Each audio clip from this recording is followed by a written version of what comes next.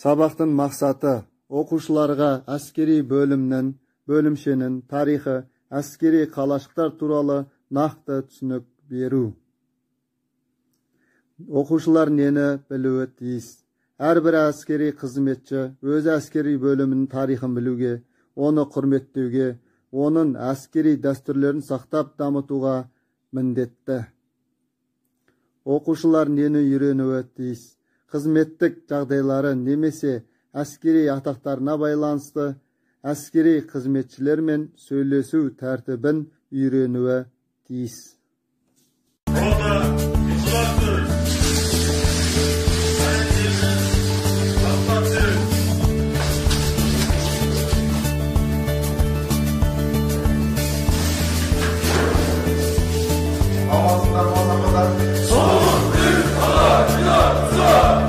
Солға тарап ет.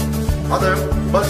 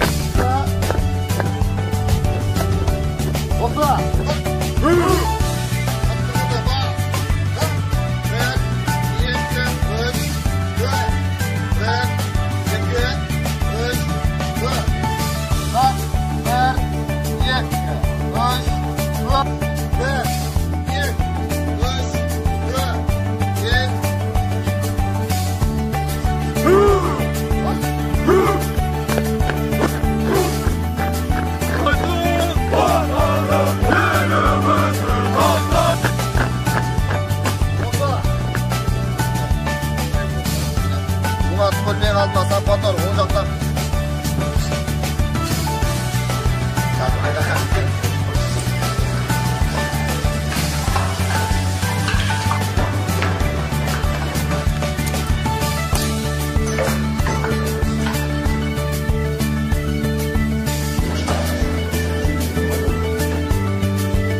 Gel bro.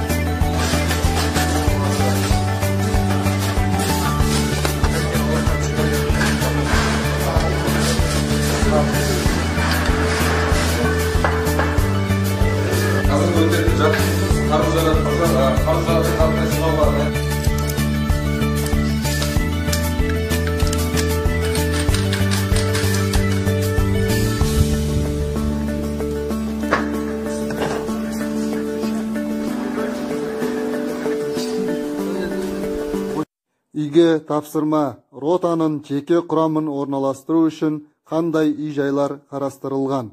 Назарларыңызға рахмет, сау болыңыздар.